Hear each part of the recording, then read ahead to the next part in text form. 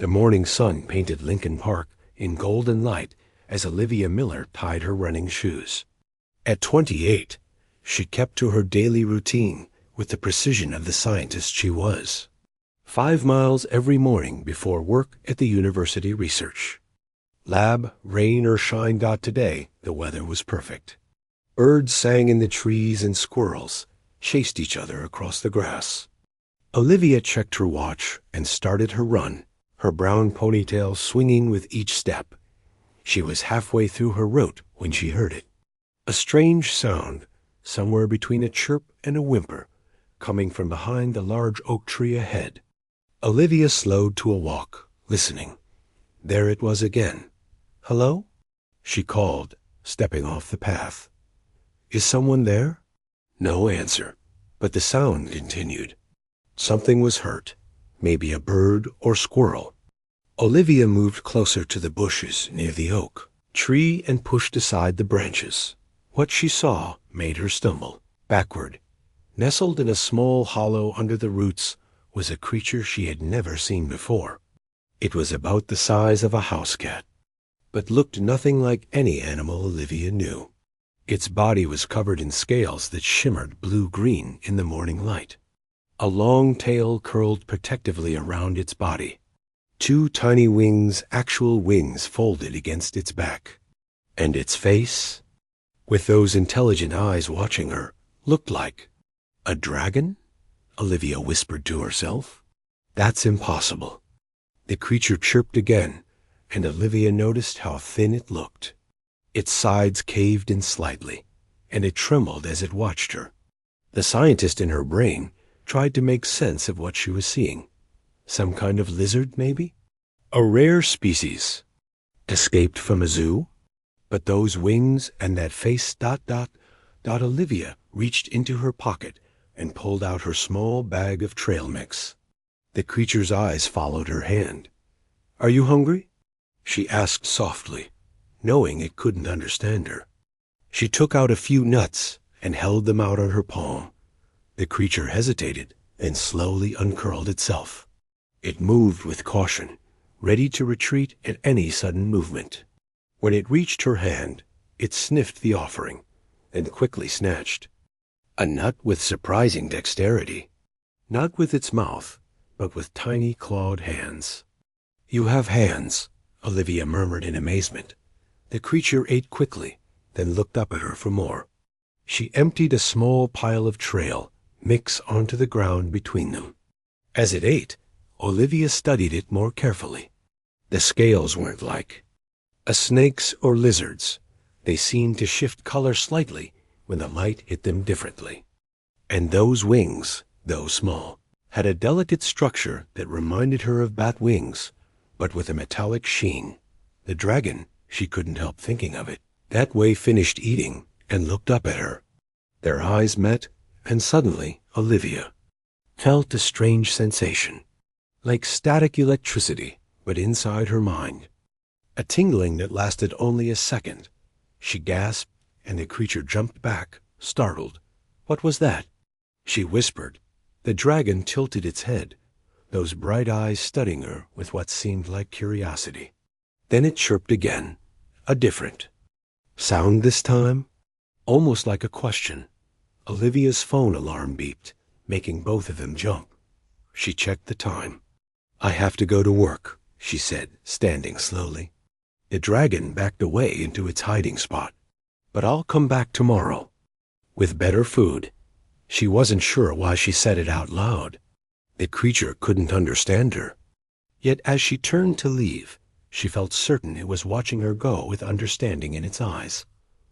All day at the lab, Olivia found it hard to focus on her plant samples. She was a botanical researcher, studying how native plants adapted to changing urban environments. Important work, but today her mind kept drifting back to what she had seen in the park. "You okay, Liv?" asked Sam, her lab partner, when she measured the wrong solution for the 3rd time. "Just tired," she lied. "Didn't sleep well." How could she explain what she had seen? Sam would think she was crazy. Maybe she was. Maybe the stress of her upcoming. Project deadline had made her imagine the whole thing. But that evening, instead of going straight home, Olivia stopped at the grocery store. She found herself in the meat section, buying a small package of raw chicken. Then she moved to produce, selecting some berries and melon. "What am I doing?" she muttered to herself as she paid. Dragons weren't real. And if by some miracle this was a real animal, she had no idea what it ate. That night, Olivia searched online for any reports of strange animals in the city. Nothing. She looked up lizard species, but none matched what she had seen. Finally, against her better judgment, she typed "real dragons" into the search bar. The results were all fantasy websites and gaming forums. She fell asleep at her computer, dreaming of scales that shimmered like jewels and eyes that seemed to look right into her mind. The next morning, Olivia woke early. She packed the food into a small cooler bag and headed to the park before her usual running time. The place was almost empty, with only a few early dog walkers in the distance. She found the oak tree easily and approached the spot where she had seen the creature. At first, she saw nothing. The hollow was empty. "Hello?" she called softly, feeling silly. "Are you there?" "I brought food." A rustling sound came from above her. Olivia looked up and gasped. The dragon was perched on a branch, watching her. In the morning light, its scales looked even more beautiful, shifting between blue and green with flecks of gold. "There you are," she said, smiling despite herself. The creature chirped and glided down, not flying exactly, but using its wings to slow its descent. It landed a few feet away from her, more confident than yesterday, but still cautious. Olivia opened her bag and took out the container of chicken. The dragon's nostrils flared, and it moved closer. She placed a small piece on the ground. The creature sniffed it, then devoured it quickly. She fed it several more pieces, amazed at how gentle it was taking food from her hand. "What are you?" she whispered Dot, as if in answer. The dragon looked directly into her eyes. That strange tingling feeling returned, stronger this time. For a brief moment, Olivia saw flashes of images in her mind stars. A dark space, a feeling of being lost. Then it was gone. She sat back, startled. "Did you just ... show me something?" The dragon chirped and moved closer, touching her hand with its small, worn snout. Unknown to both of them, a tiny camera hidden in the branches above recorded their every interaction. And miles above Earth, in a cloaked vessel hidden from human detection, someone was watching with great interest. Olivia checked her watch and sighed. "I have to go again. Will you be here tomorrow?" The dragon made a soft sound and stepped back, watching her. She couldn't explain how, but she felt sure it understood her. As she walked away, Olivia felt both excited and uneasy. Whatever this creature was, she was certain of one thing: it was far more intelligent than any animal she had ever encountered, and she couldn't shake the feeling that her life had just changed forever. For the next week, Olivia visited the park every morning. Each day, the small dragon seemed less afraid. By Friday, it was waiting for her near the oak tree, chirping happily when it saw her approach. "I brought you something new today," Olivia said, opening her bag. She had been experimenting with different foods. So far, the dragon liked meat best, but also enjoyed sweet fruits. Today she brought some fish and strawberries. The dragon sniffed the fish and took it eagerly. As it ate, Olivia noticed how much healthier it looked now.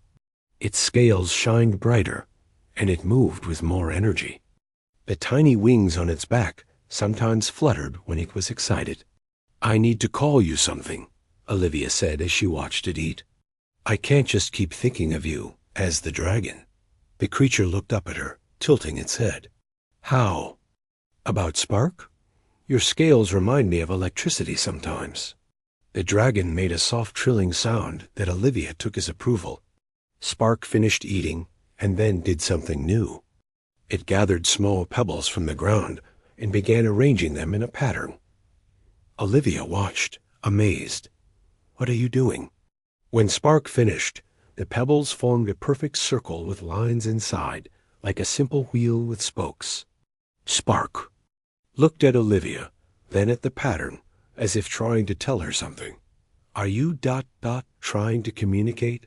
she asked softly. Spark chirped and rearranged the stones again, this time making a different pattern, something that looked almost like a star. Olivia took out her phone and snapped a picture. "This is incredible," she whispered.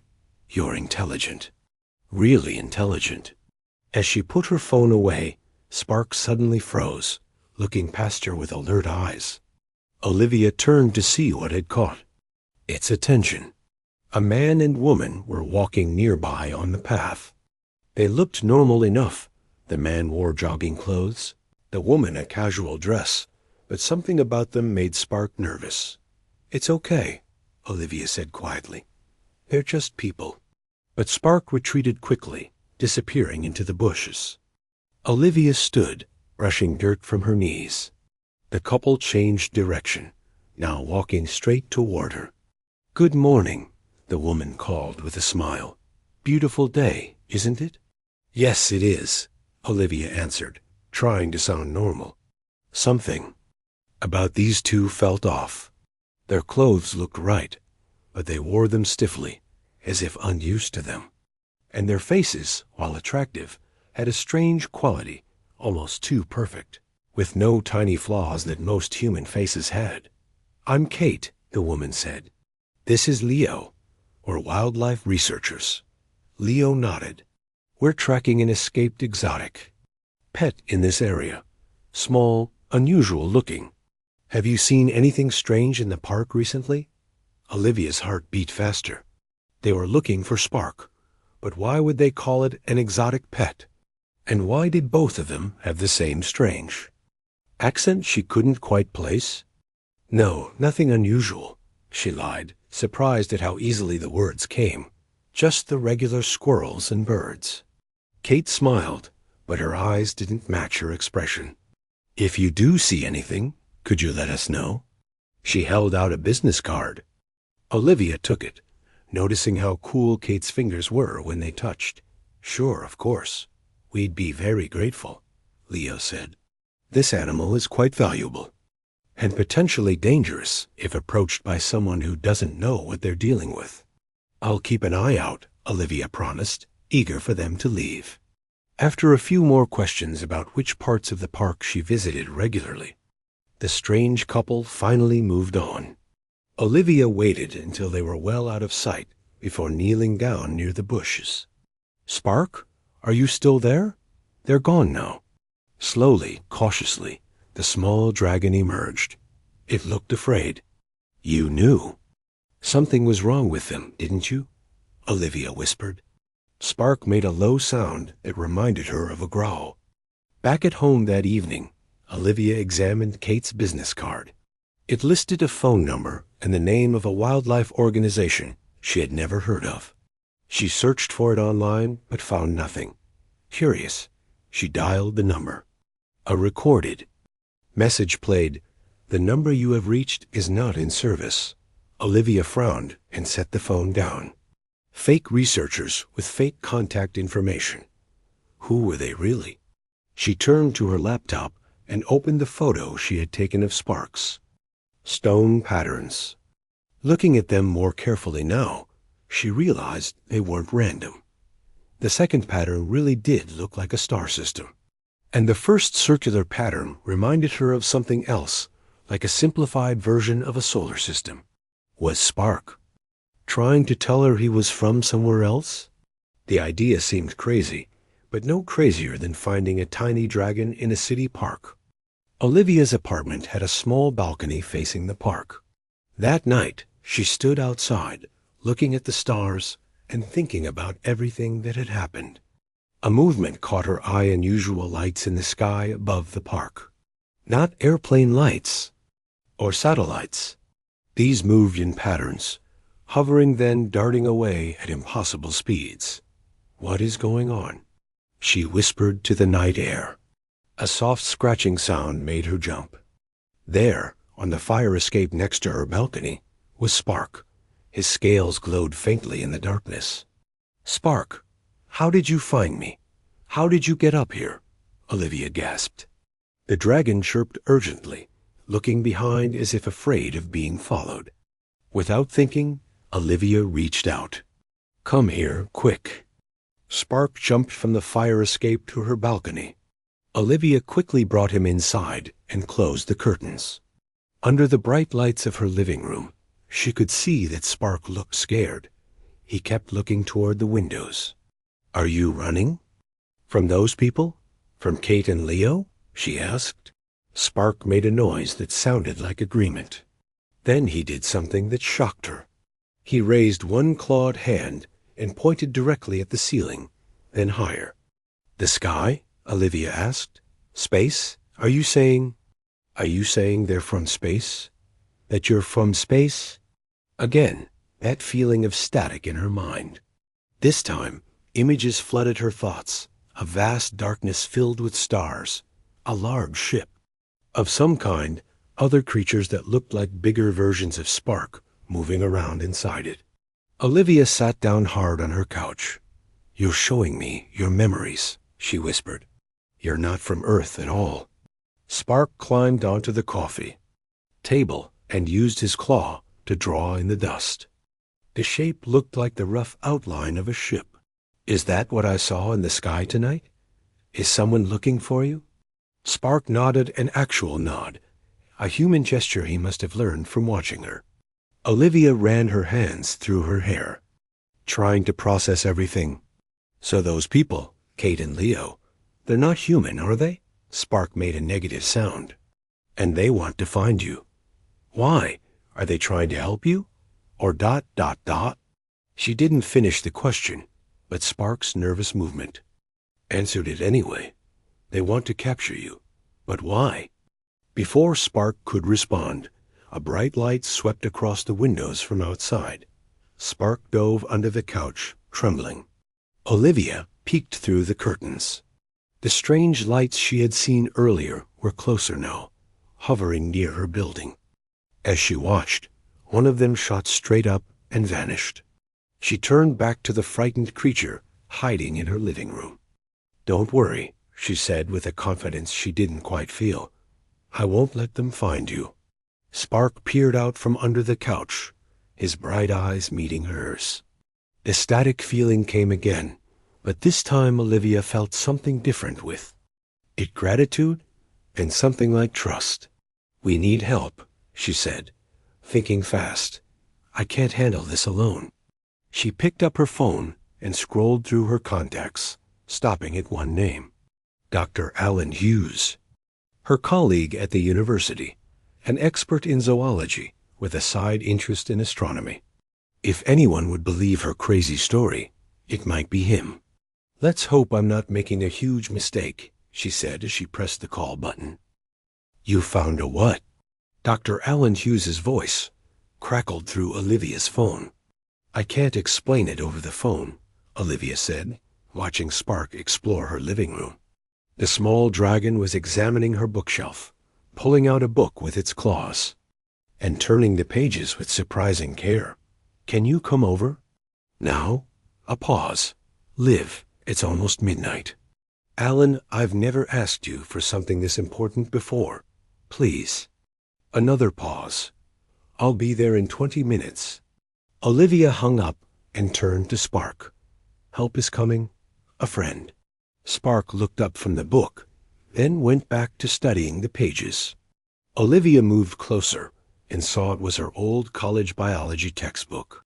Spark was looking at diagrams of cells. "You can understand that?" she asked. Spark made a chirping sound and pointed to a picture of animal cells, then touched its own chest. "Yes, you have cells too," Olivia said, amazed at the creature's understanding. "Everything living does." Spark flipped pages until it found a diagram of DNA. It studied this for a long time, and looked up at Olivia with those intelligent eyes. It pointed to the DNA, then to itself, and made a side-to-side movement with its head. Your DNA is different, Olivia guessed. Not like Earth life, Spark nodded. A knock at the door made them both jump. Spark quickly hid behind the couch. It's okay, Olivia said. That's my friend. She checked the peephole to be sure. Alan stood in the hallway, looking tired but curious. She opened the door. Thanks for coming. Alan stepped inside, running a hand through his messy brown hair. At 42, he was older than most of her colleagues, with kind eyes behind wire-rimmed glasses. This better be good, Liv. I was in the middle of. He stopped talking as Spark peeked out from behind the couch. What the hell is that? That's what I wanted to show you, Olivia said. His name is Spark. Alan stood frozen as Spark slowly came out from hiding.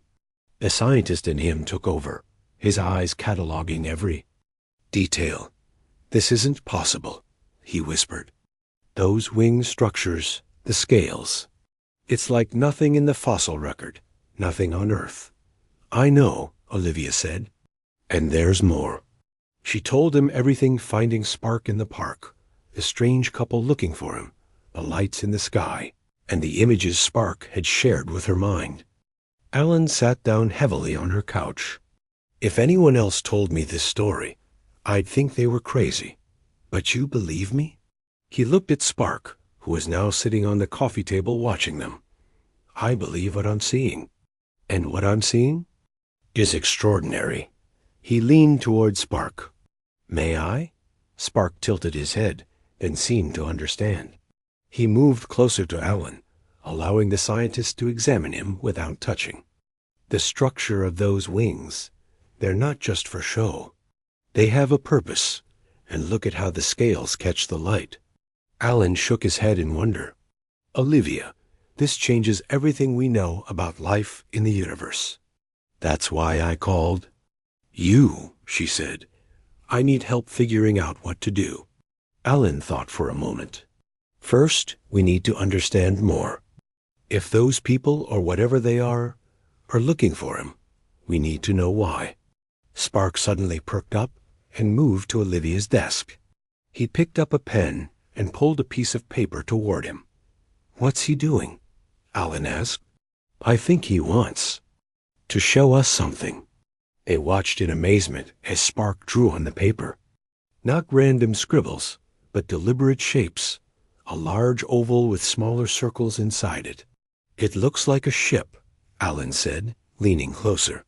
Spark added small figures inside the largest circle, figures that looked like himself, but bigger. Then, he drew smaller ships coming out from the main one.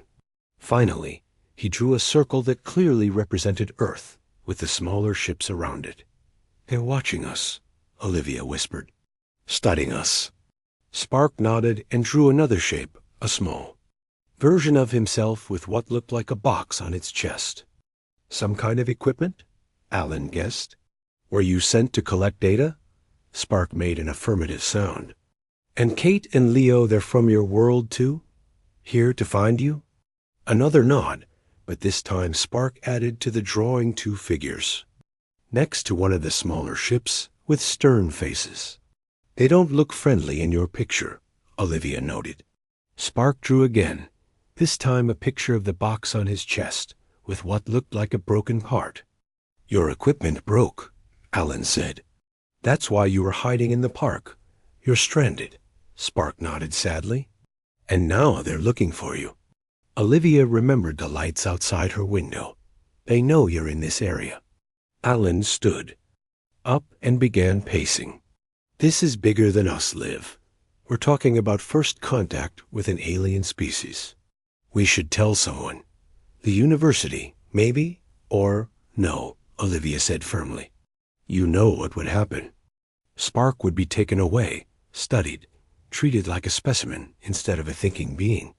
She looked at the small dragon. I promised I'd help him. Alan sighed.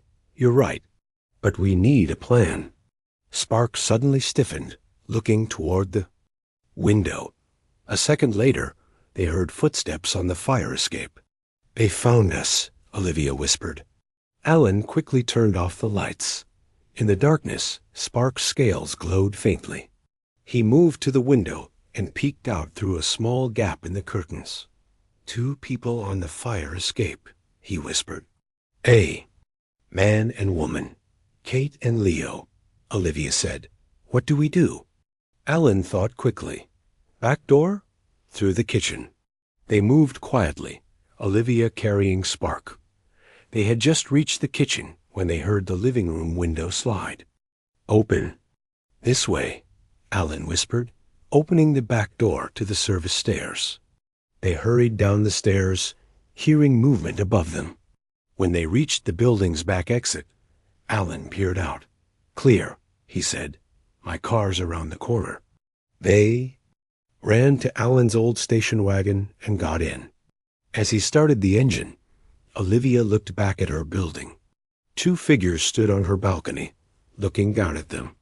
Even from this distance, she could see their eyes reflecting light like a cat's. "Drive," she said. Alan pulled away from the curb. "Where to?"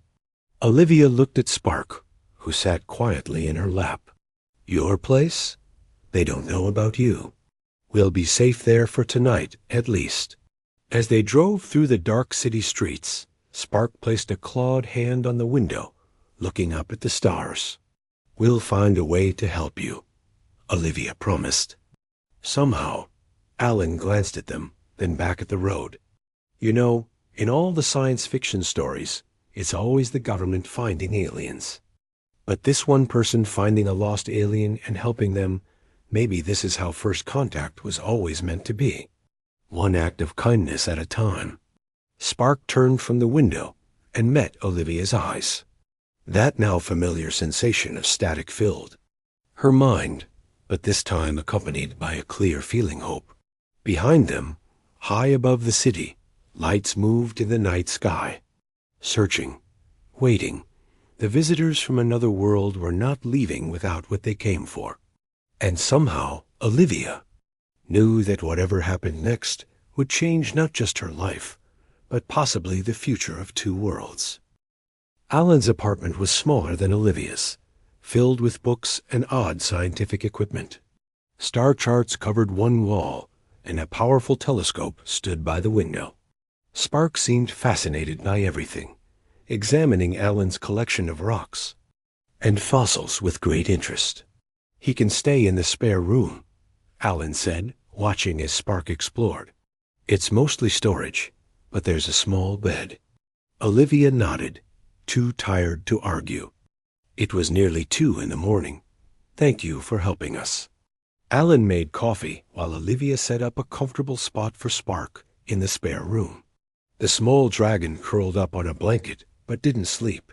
His bright eyes followed her movements, alert and watchful. "We'll figure this out," she promised, gently touching his head. Spark leaned into her hand, making a soft purring sound. Back in the kitchen, Alan had spread several papers on the table. "I've been thinking," he said, handing her a cup of coffee. "Spark showed us that his monitoring device is broken. Maybe we can help fix it. How? We don't have alien technology. No, but Spark seems to understand our technology. And if his people have been watching Earth for a while, they might have made their devices compatible with ours in some way." Olivia considered this. "So if we can help him repair his device, he might be able to contact his own people, the ones who sent him, not Kate and Leo." Alan sipped his coffee. "It's worth a try." They stayed up late making plans. In the morning, Olivia called in sick to work. Alan did the same. They couldn't risk leaving Spark alone. After breakfast, Alan brought out a box of electronic parts he kept for his hobby projects. Spark immediately showed interest, digging through the components with his claws. "Look," Olivia said as Spark began selecting certain pieces: a small circuit board, wires, a tiny battery. "He knows what he needs." Spark worked with amazing skill for one with such small claws. He arranged the parts in a pattern, then looked up at Alan and made a gesture toward his tools.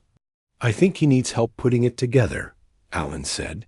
He opened his toolbox and, following Spark's directions, began connecting the components.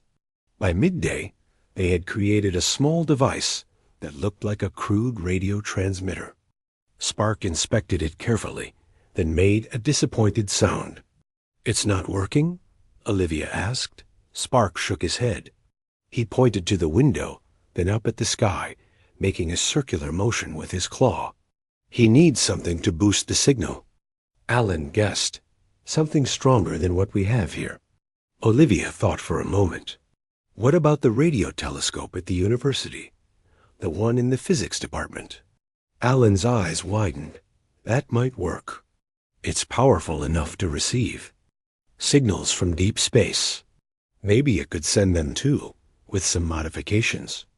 Can we get in there without anyone knowing? Professor Wu owes me a favor. He's away at a conference this week, but he gave me access to the lab." Alan looked at Spark. "It's risky, though. We'd have to take Spark to the university." "During the day?" Olivia shook her head. "Too dangerous." "Tonight, then, after everyone's gone home." They spent the afternoon improving their makeshift device, according to Spark's instructions. The small dragon was surprisingly knowledgeable about Earth technology, showing them how to connect parts in ways Alan had never considered. "It's like he understands the principles behind our tech, even if it's primitive compared to his," Alan remarked. As evening approached, they prepared to leave. Olivia found a backpack large enough for Spark to hide in, with air holes cut in. "The top. I'm sorry about this," she told Spark as he climbed into the bag. "It's just until we get to the lab." Spark chirped understandingly and settled into the backpack. Alan drove them to the university, parking in a nearly empty lot behind the science building. "Security makes rounds every hour," he said as they approached the side entrance. "We should have plenty of time." Alan's P card gave them access to the building. The hallways were dark and quiet as they made their way to the physics department on the 3rd floor. Once inside Professor Wu's lab, Alan locked the door behind them. "Here we are," he said, turning on a small desk lamp that wouldn't be visible. From outside, Olivia let Spark out of the backpack. The dragon immediately began exploring the lab, his scales glowing softly in the dim light. He stopped at the controls for the radio telescope, studying them intently. "This telescope is connected to the dish on the roof," Alan explained. "It's normally used to receive signals from space, but with some adjustments." Spark chirped excitedly and pointed to their homemade device, then to the telescope's control panel. "I think he wants us to connect them," Olivia said. Alan hesitated. "If we do this, we're basically helping him send a signal to his people. Are we sure that's a good idea? What if they're not friendly?" Olivia looked at Spark, who was watching them with those intelligent eyes. "If his people wanted to harm us, they could have done it already. They've been watching Earth for who knows how long." "Good point," Alan admitted. He began connecting their device to the telescope's systems, following Spark's directions. Suddenly, the small dragon stiffened, looking toward the door. A moment later, they heard footsteps in the hallway. "Security?" Olivia whispered. Alan shook his head. "Too soon for their rounds." The footsteps stopped outside the lab door. The handle turned slowly, but the locked door held. Then came a voice, Kate's voice. "We know you're in there. We tracked the alien's energy signature. Open the door." Spark made a frightened sound and moved closer to Olivia. "How did they find us?" Alan whispered. "It doesn't matter," Olivia replied quietly. "Keep working. We need to finish this." The door handle rattled again, more forcefully this time. "This is your last warning," Leo's voice called. "Open the door, or we'll open it ourselves." Alan worked faster, connecting the final wires. Spark guided his hands, making small adjustments to the settings on their device. "Almost there," Alan muttered. A strange humming sound came from the other side of the door. The lock mechanism began to glow with an eerie blue light. "They're burning through the lock." Olivia gasped. "Done," Alan announced. He flipped a switch, and their device powered on, lights blinking. Spark immediately began pressing buttons on the telescope controls, entering what looked like coordinates. The machine hummed to life, its dish on the roof above them turning, to face a new direction in the night sky. The door lock was now glowing red-hot. It wouldn't hold much longer. "Whatever you're doing, Spark, do it fast," Olivia urged. The small dragon connected one final wire. Their device began pulsing with light, sending a signal through the telescope and up to the dish on the roof. The signal beamed out into space, carrying Spark's message to the stars.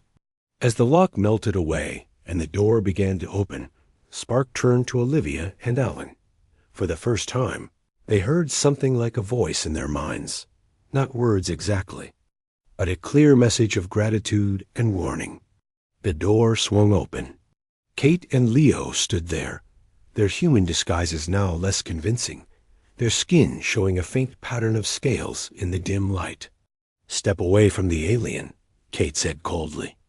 "This does not concern you."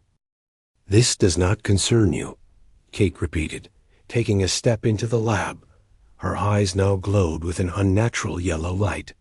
Behind her, Leo's human appearance was also fading, his skin showing a pattern of dark scales. Olivia moved in front of Spark. "It became my concern when I found him hurt and alone in the park." Alan stood beside her. "What do you want with him?" Kate and Leo exchanged glances. "The juvenile was sent on an unauthorized mission," Leo said. "It must be returned to the ship. Its actions have violated our protocols for observing your world." "His name is Spark," Olivia said firmly. "And he's not an it." Kate's expression hardened. "Stand aside. We have orders to bring the juvenile back and erase all evidence of contact." She held up a small silver device. "Including your memories of these events." Spark moved forward, placing himself between his human friends and the two aliens.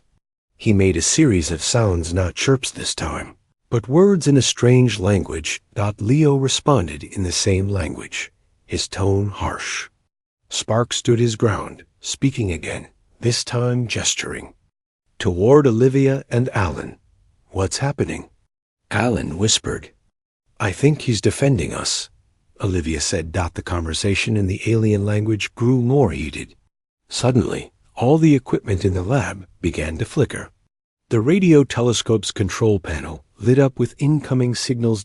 Kate and Leo turned toward the window. Outside, a bright light illuminated the night sky, growing larger by the second. "The signal worked," Alan said with amazement. "Someone's coming." Leo spoke urgently to Kate. Commander Krell received the transmission. "He's landing in the field behind the building." Kate's expression showed concern. "We need to leave before." The lights in the lab suddenly went out, then came back on brighter than before. A deep humming sound filled the air, and the windows rattled in their frames. "Too late," Leo muttered. A new voice spoke from the doorway. Too late indeed. Everyone turned to see a tall figure standing there.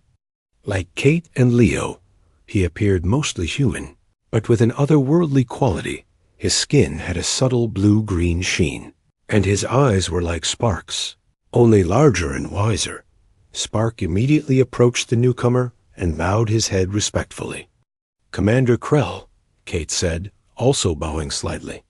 "We were about to retrieve the juvenile and eliminate evidence of contact." Krell looked past them to Olivia and Alan.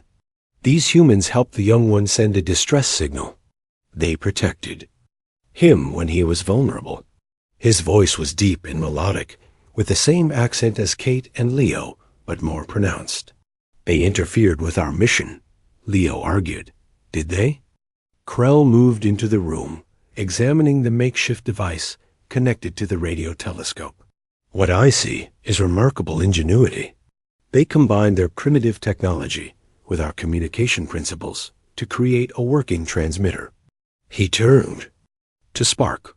And you, young one, you were sent to observe human behavior, not interact with them. Spark made a series of soft sounds, then looked at Olivia. He got hurt, Olivia said, finding her courage. His equipment was damaged. I found him and fed him. I didn't know what he was at first, just that he needed help. Krell studied her for a long moment. Compassion for an unknown being. Interesting. He turned to Kate and Leo. Your approach was flawed. You intended to take the young one by force and erase these humans' memories without understanding what happened here. We followed protocol, Kate insisted. Perhaps it's time to reconsider our protocols. Krell gestured, and a small device floated.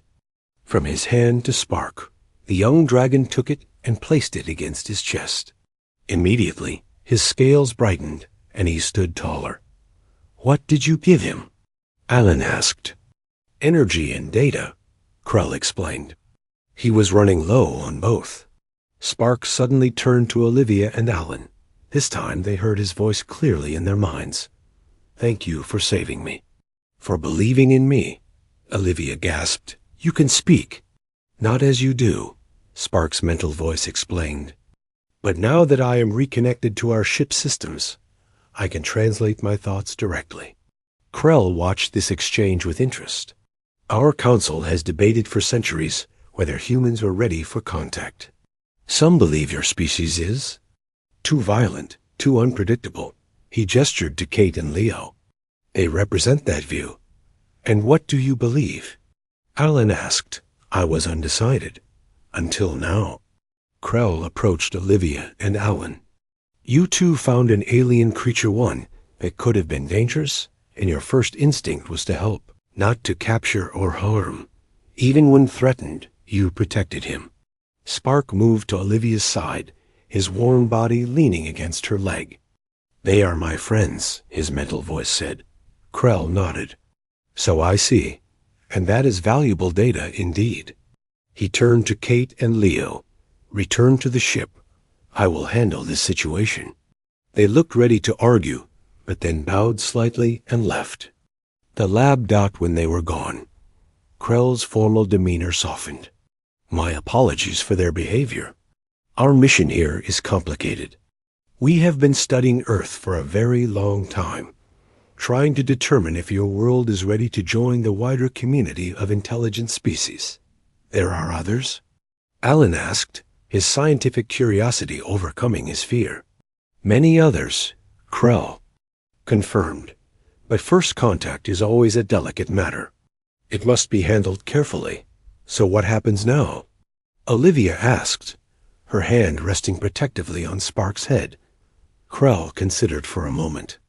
Normally, we would erase all evidence of this encounter. But Spark has formed a bond with you, and you have demonstrated qualities we value. He paused. Perhaps this accident has created an opportunity. What kind of opportunity? Alan asked. A beginning, Krell said. Not official first contact. Our council is not yet ready for that, but a connection, a bridge between our worlds. Spark looked up at Krell, sending a question that only the commander could hear. Krell nodded in response. Spark has made a request, Krell told them. He wishes to continue his mission, but with a modification. Instead of observing humans from a distance, he wants to learn from you directly, with your permission, of course. Olivia's eyes widened. You mean he would stay with us? For a time, Krell said. He would serve as a link between our peoples, sharing what he learns with us and teaching you about the universe beyond your world. It would be the first step toward a greater connection. Olivia looked at Alan, who nodded encouragingly. Then she knelt beside Spark. Would you like to stay with us? Very much, Spark's mental voice replied. I have much to learn from you, and much to share. Then it's settled, Krell said. But this arrangement must remain secret for now. The wider world is not yet ready. Alan nodded. We understand. Krell handed Olivia a small crystal. If you ever need to reach me, use this. Spark will show you how. As dawn approached, they left the university together. Outside, Krell's ship waited, hidden from human eyes by technology, beyond Earth's understanding. Before boarding, he turned to them one last time. You have changed the course of history tonight, he said. Sometimes the greatest journeys begin with the smallest acts of kindness. As the ship rose silently into the early morning sky, Olivia, Alan, and Spark watched it disappear among the stars. What do we do now? Alan asked. Olivia looked down at Spark, who gazed back with trust and excitement in his eyes. We learn from each other, she said, and we prepare the way for what comes. Next. 3 days later, Olivia returned to the park where it all began. She sat on a bench, watching children play nearby. Spark waited at home with Alan, already setting up a communication system that would let them learn from each other. The world around her looked the same, but Olivia knew everything had changed. Somewhere above, other eyes were watching. Other minds were considering Earth's future among the stars. And it had all started because she stopped to feed a baby dragon in the park. Sometimes, the greatest adventures begin with the simplest acts of kindness.